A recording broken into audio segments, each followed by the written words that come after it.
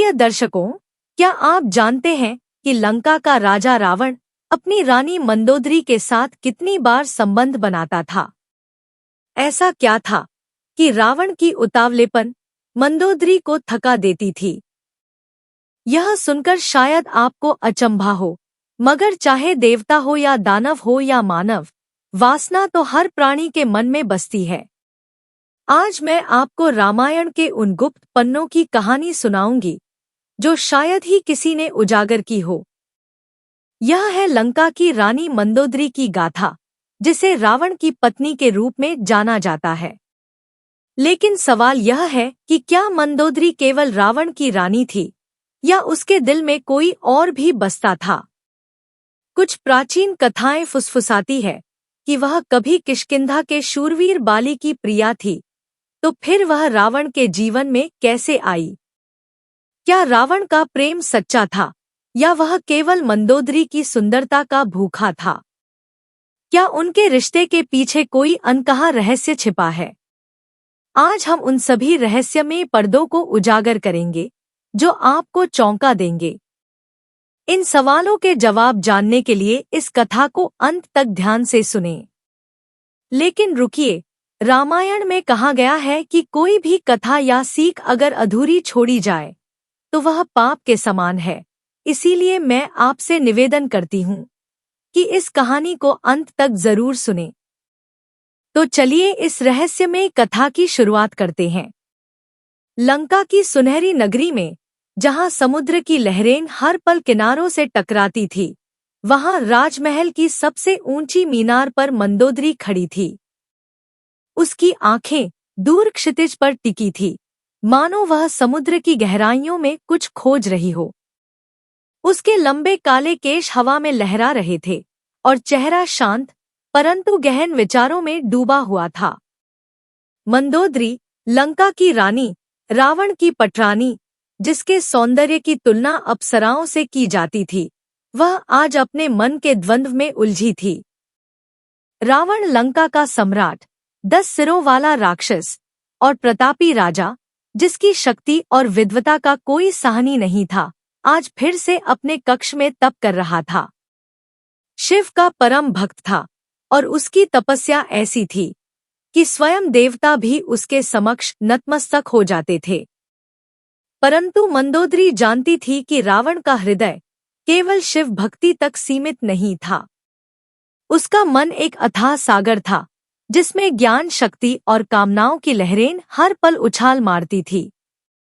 रानी, स्वामी आपको अपने कक्ष में बुला रहे हैं, एक दासी ने आकर कहा। मंदोदरी ने हल्की सी मुस्कान दी और दासी को जाने का इशारा किया। वह जानती थी कि रावण का बुलावा कभी साधारण नहीं होता था। या तो कोई नया युद्ध प्लान बनाना चाहता था या फिर अपने मन की उथल-पुथल को शांत करने के लिए उसकी सलाह मांगता था।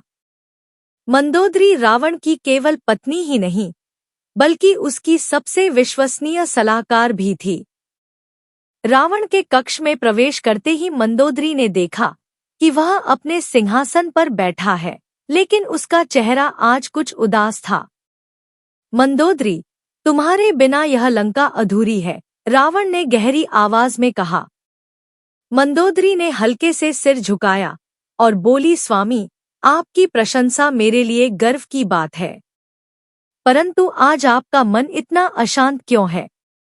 रावण ने एक गहरी सांस ली और बोला, मैंने एक स्वप्न देखा मंदोदरी। एक ऐसी स्त्री जिसके सौंदर्य ने मुझे बंधन में डाल दिया था। वह कोई साधारण नारी नहीं थी, उसका तेज ऐसा था मानो सूर्य स्वयं धरती पर उतर आया हो। मैं उसे प्राप्त करना चाहता हूँ मंदोदरी। मंदोदरी का हृदय एक पल के लिए डोल गया। वह जानती थी कि रावण की इच्छाएं कभी साधारण नहीं होती। उसने शांत स्वर में पूछा, क्या यह स्वप्न केवल एक भ्रम है या आप इसे वास्तविकता में बदलना चाहते हैं? रावण ने अपनी भ्रिकुटियां हिलाई और बोला, मैं रावण हूँ मंदोदरी। कुछ भी मेरे लिए असंभव नहीं। मैंने अपने जासूसों को उस नारी की खोज में भेज दिया है। वह सीता है और मिथिला के राजा जनक की पुत्री थी, जो अब राम की पत्नी है। मंदोदरी का चेहरा एक पल के लिए तन गया। उसने कहा, स्वामी, आपकी शक्ति और सामर्थ्य पर मुझे कोई संदेह नहीं है, परंतु किसी परिणीता नारी पर दृष्टि डालना क्या उचित है? क्या यह लंका के सम्मान के लिए ठीक होगा? रावण ने क्रोध में अपनी मुट्ठियां भींच ली और बोला, मंदोदरी, तुम मुझे धर्म का उपदेश दे रही हो। मैंने स्वयं धर्म को अपने अधीन किया है। सीता को प्राप्त करना मेरी इच्छा नहीं, बल्कि मेरी विजय का प्रतीक है। मैं राम को हराकर यह सिद्ध कर दूंगा कि मैं ही इस विश्व का सबसे शक्तिशाली पुरुष हूँ। मंदोदरी जानती थी कि रावण का यह निर्णय लंका के पतन का कारण बन सकता है। उसने एक बार फिर प्रयास किया, स्वामी, मेरे हृदय में आपके लिए केवल प्रेम और सम्मान है। मैं नहीं चाहती कि आप ऐसी राह चुनें जो आपको और लंका को विनाश की ओर ले जाए। रावण ने मंदोदरी की ओर देखा। उसकी आंखों में एक अजीब सी चमक थी।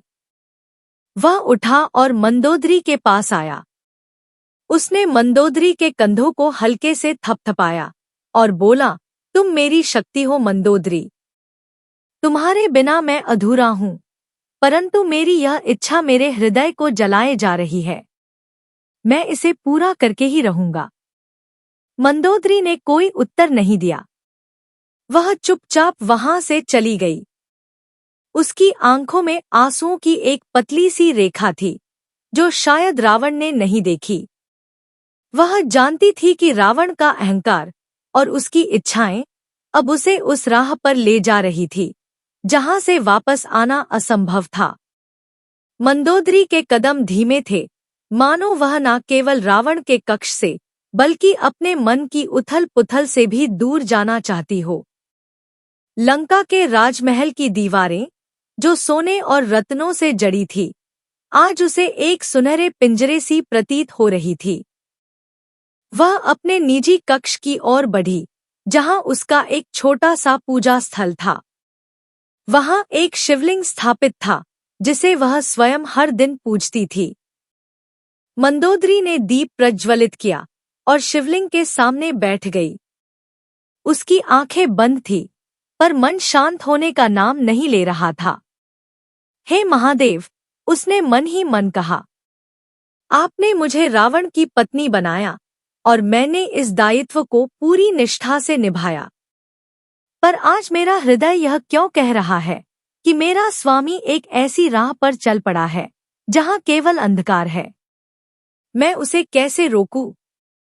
क्या मेरे प्रेम और समर्पण में इतनी शक्ति नहीं कि मैं उन्हें इस विनाश से बचा सकूं? मंदोदरी की प्रार्थना में गहरी पीड़ा थी। साथ ही वह रावण से प्रेम करती थी, पर यह प्रेम केवल एक पत्नी का अपने पति के प्रति समर्पण नहीं था। यह उस पुरुष के प्रति श्रद्धा थी, जिसने अपनी विद्वता से वेदों को आत्मसात किया था, जिसने अपनी तपस्या से स्वयं इंद्र को परास्त किया था और जिसने लंका को विश्व की सबसे समृद्ध नगरी बनाया था। परंतु वही रावण आज अपनी इच्छाओं का दास बनता जा रहा था। सीता का नाम सुनकर मंदोदरी के मन में एक अजीब सी जलन नहीं, बल्कि भय उत्पन्न हुआ था। वह जानती थी कि यह इच्छा रावण की केवल एक स्त्री के प्रति आकर्षण नहीं, बल्कि उसकी अहंकारी प्रकृति का एक और प्रगटीकरण थी। उसी क्षण कक्ष के द्वार पर एक हल्की सी आहट हुई। मंदोदरी ने आंखें खोली और देखा कि वहां उसकी सखी और विश्वासपात्र दासी सुलोचना खड़ी थी। सुलोचना मंदोदरी की बचपन की सहेली थी, जो उसके साथ मायासुर की नगरी से थी। सुलोचना का चेहरा चिंतित था। रानी, क्या हुआ? आपकी आंखें लाल क्यों है? सुलोचना ने धीरे से पूछा। मंदोदरी ने हल्की सी मुस्कान के साथ अपनी भावनाओं को छिपाने की कोशिश की। कुछ नहीं सुलोचना, बस मन थोड़ा अशांत है। सुलोचना मंदोदरी के पास बैठ गई और बोली, रानी, आप मुझसे जरूर कुछ छिपा रही हैं, क्योंकि आपके चेहरे पर मैं वह पीड़ा देख सकती हूँ जो केवल तब उभरती है जब स्वामी रावण का कोई निर्णय आपको आहत करता है। क्या बात है, अब क्या उन्होंने फिर से कोई ऐसी बात कही जो लंका के लिए शुभ नहीं है? मंदोदरी ने एक गहरी सांस ली। वह जानती थी कि सुलोचना से कुछ छुपाना असंभव था। उसने धीरे से कहा, सुलोचना, स्वामी ने एक स्वप्न देखा है, एक नारी का जिसे अब वे प्राप्त करना चाहते हैं। वह नारी कोई और नहीं बल्कि अयोध्या के राजकुमार राम की पत्नी सीता है। सुलोचना की आंखें आश्चर्य और भय से फैल गई। रानी, यह तो बहुत बड़ा संकट है। स्वामी की शक्ति असीम है, परंतु किसी परिणीता नारी पर दृष्टि डालना, यह तो धर्म के विरुद्ध है। और राम कोई साधारण पुरुष नहीं है। मैंने सुना है कि वे स्वयं विष्णु के अवतार हैं। मंदोदरी ने सिर हिलाया। मैंने भी स्वामी से यही कहा सुलोचना, और लेकिन उनका अहंकार उनकी बुद्धि पर पर्दा डाल चुका है। वह इसे अपनी विजय का प्रतीक मान रहे हैं। मैंने उन्हें समझाने की बहुत कोशिश की, पर उनकी इच्छा ऐसी अग्नि बन चुकी है जो सब कुछ भस्म कर देगी। सुलोचना कुछ देर चुप रही, फिर बोली, रानी, आपको कुछ करना होगा। आप स्वामी की सबसे प्रिय पत्नी है। यदि कोई उन्हें इस राह से रोक सकता है तो वह केवल आप है। मंदोदरी ने एक गहरी सांस ली और बोली, पर कैसे सुलोचना? मैंने अपने प्रेम से, अपनी बुद्धि और अपने तर्कों से उन्हें समझाने की कोशिश की, पर वे सुनने को तैयार नहीं हैं। मैं एक पत्नी हूँ सुलोचना। मेरे पास ना तो स्वामी जैसी शक्ति है, ना ही उनकी जिद के सामने खड़े होने का साहस। सुलोचना ने मंदोदरी का हाथ थामा और बोली, रानी, प्रेम में बहुत शक्ति होती है जो एक योद्धा में भी नहीं होता। आपका प्रेम स्वामी को बचा सकता है। आपको केवल सही समय और सही तरीके की आवश्यकता है। मंदोदरी ने सुलोचना की बातों पर विचार किया। वह जानती थी कि रावण का मन बदलना आसान नहीं होगा, परंतु वह यह भी जानती थी कि यदि उसने प्रयास नहीं किया तो लंका का विनाश निश्चित था। उसने मन ही मन एक संकल्प लिया। वह रावण को इस राह से रोकने के लिए हर संभव कोशिश करेगी, चाहे इसके लिए उसे कितना ही बलिदान क्यों ना देना पड़े। उधर रावण अपने कक्ष में अकेला था। उसका मन एक अजीब से द्वंद्व में फंसा हुआ था। वह एक ओर अपनी शक्ति और सामर्थ्य पर गर्व करता था, तो दूसरी ओर मंदोदरी की बात है उसके मन में गूंज रही थी। रावण कोई साधारण पुरुष नहीं था। वह एक ऐसा विद्वान था जिसने वेदों और शास्त्रों का गहन अध्ययन किया था। वह जानता था कि धर्म क्या है और अधर्म क्या है, और धर्म के विरुद्ध चलने का परिणाम क्या होता है, वह भी वो जानता था। परंतु उसका अहंकार इतना प्रबल था कि वह अपनी इच्छाओं को धर्म के तराजू में तौलने को तैयार नहीं था। रावण ने अपने कक्ष की खिड़की की ओर देखा। बाहर समुद्र की लहरें उछाल मार रही थी। उसने मन ही मन सोचा, मैंने स्वयं इंद्र को परास्त किया है। मैंने कुबेर को हराकर इस लंका को जीता है। मेरे सामने स्वयं ब्रह्मा भी नतमस्तक हुए हैं। फिर इस राम की औकात है, एक वनवासी राजकुमार को जो अपनी पत्नी की रक्षा भी नहीं कर सकता। मैं उसे हराकर सिद्ध कर दूंगा कि मैं ही इस विश्व का सर्वश्रेष्ठ योद्धा हूँ। परंतु कहीं ना कहीं रावण के मन में एक छोटा सा संदेह भी था। वह मंदोदरी की बातों को पूरी तरह नकार नहीं पा रहा था। वह जानता था कि उसकी पत्नी की बातें गलत है, यह उसकी आत्मा की आवाज थी। रावण जानता था कि मंदोदरी कभी भी उसका अहित नहीं चाहेगी, परंतु उसका अहंकार उसे यह स्वीकार करने से रोक रहा था कि वह गलत हो सकता है। रावण ने अपने भाई विभीषण को बुलाने का आदेश दिया।